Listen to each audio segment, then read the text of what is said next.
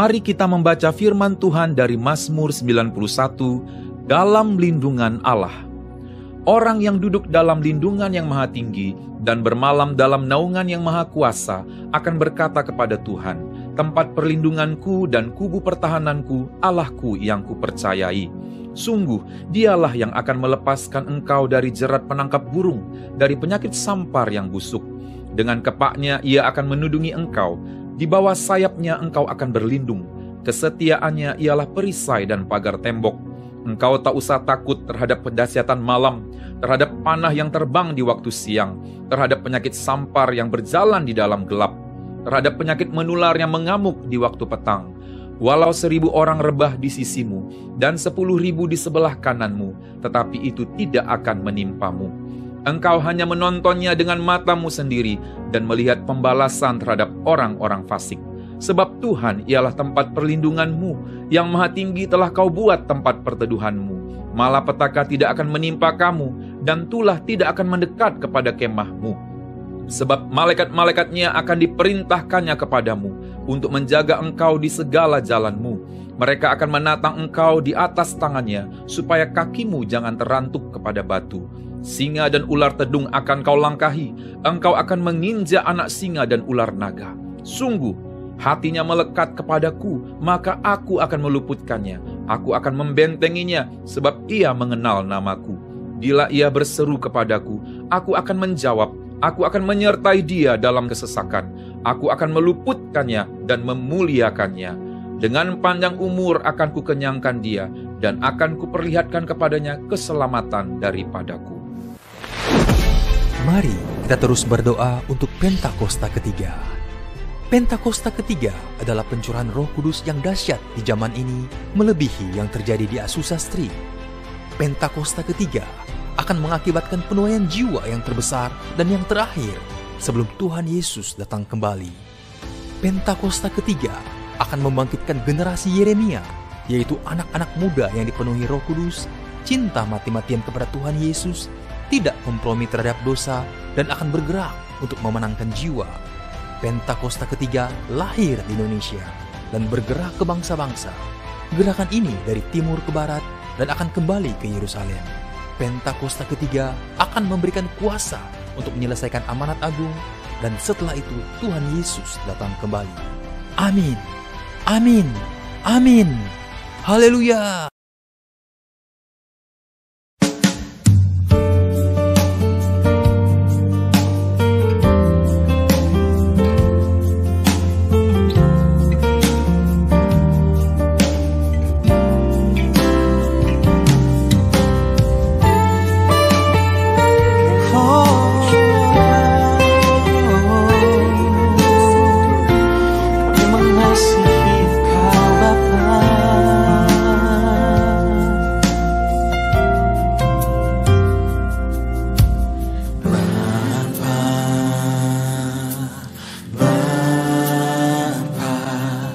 Ku naikkan syukur padamu,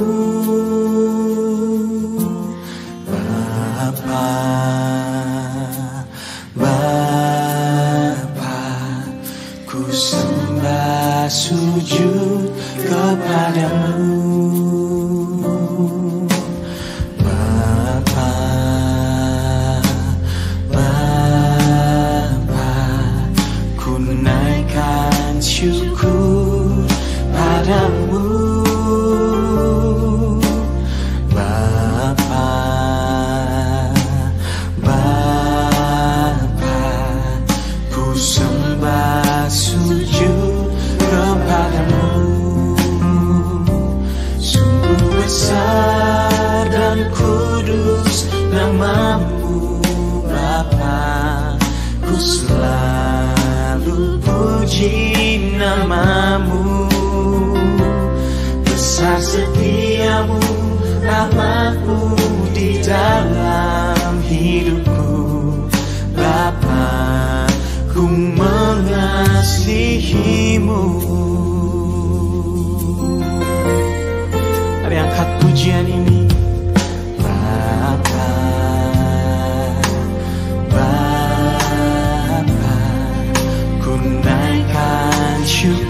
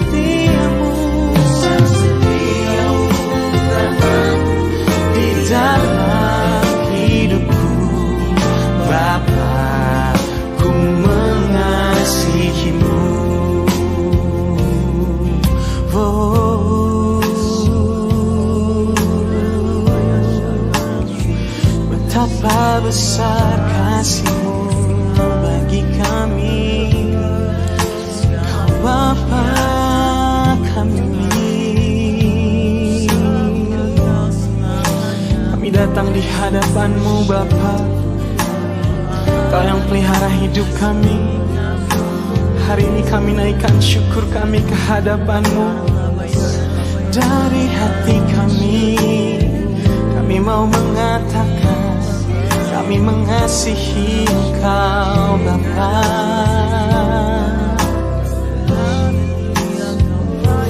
Oh, ini syukur kami Tuhan, kami naikkan bagi-Mu hari ini.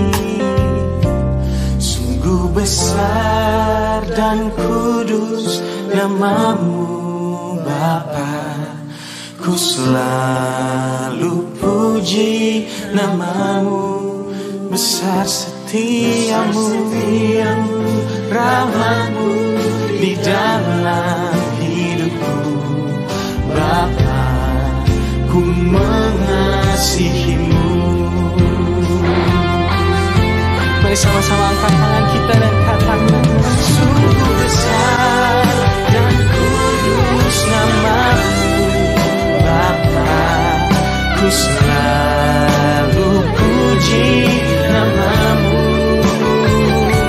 Besar setiamu, rahmat-Mu di dalam hidupku Bapa, ku mengasihi-Mu. Sungguh besar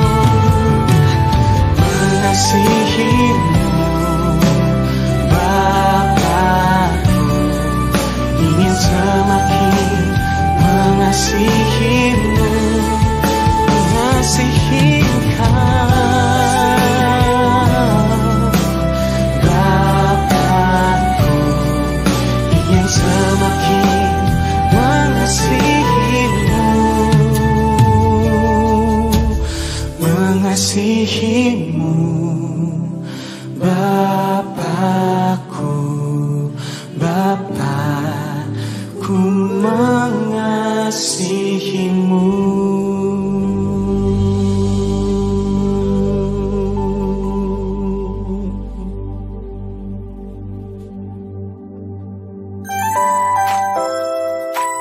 Haleluya, mari bersukacita di hadapan Tuhan, karena Dia Allah yang membebaskan kita, Dia menyembuhkan kita, Dia yang menebus hidup kita. Hari ini, mari sama-sama angkat pujian bagi Tuhan. Mari katakan, every praise is to our God, every word of worship with one accord. Every praise is to our God. Sing it out. Sing hallelujah to our God. Glory hallelujah is to our God. Every praise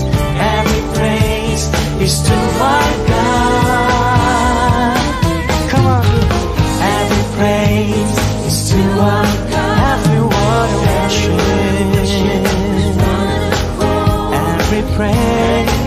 Every praise is to our God.